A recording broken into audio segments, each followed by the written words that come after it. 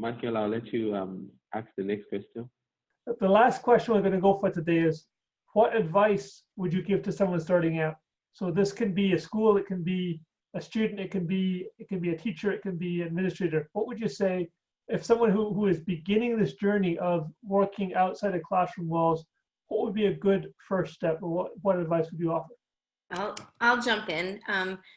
I think that, once I kind of started teaching internationally, I started developing those connections, but a lot of my projects and things that I've worked on with students that involve other schools kind of happen through Twitter, meeting people through Twitter and making those connections and figuring out, oh, I'm here, you're there, you want to do something together?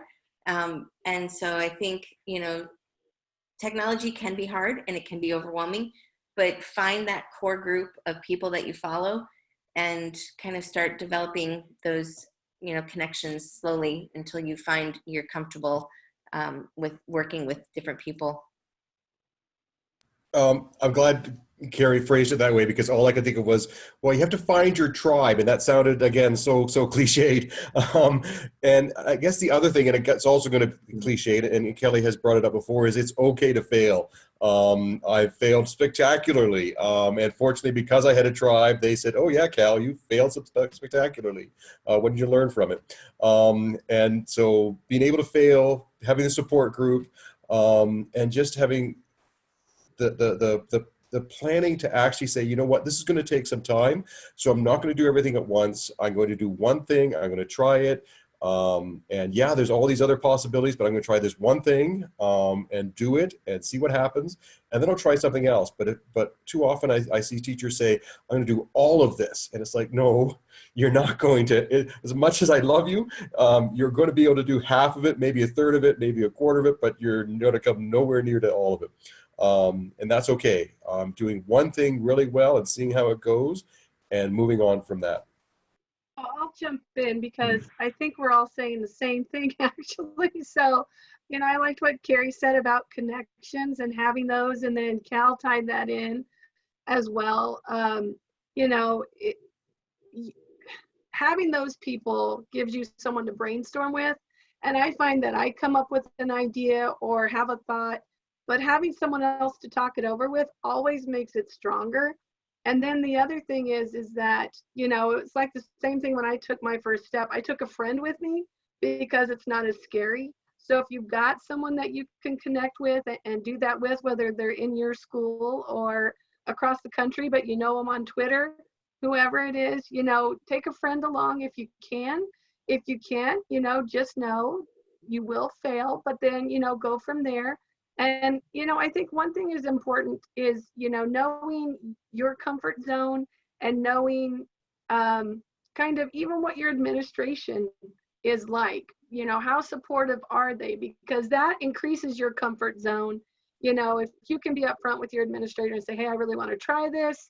And so, this is kind of where I'm going. And they're like, yeah, go for it. Let us know how it goes, whatever, that really makes it to where you've got the support you need. And if you don't have that support, doesn't mean you can't do it. It just means that, you've got to be a little more cautious. Sorry, I had to jump in.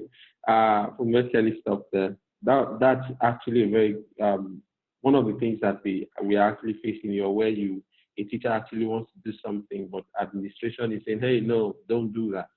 So a teacher should, once you're ready, and you want to, make that jump, make that start, don't wait for anybody.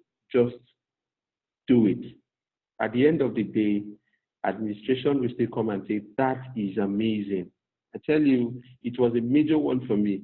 But immediately we started, I had to spend my own money. I had to do so many things my own self. But at the end of the day, administration, the school and everybody was like, oh, that's good. That's lovely. And everybody wants to tag along. So as a teacher, first thing, be ready to do it. Once you're ready, don't allow anything stop you. Like Kelly rightly said, there will be a whole lot of, you're trying here, the connection is not coming, especially if you're trying Skype and then you don't have good internet or you don't have once you know what you want to get, and you know that, hey, I want to actually add value to my students. I want to make it better for them. I want education to look different for them. Then don't be discouraged. Keep doing it.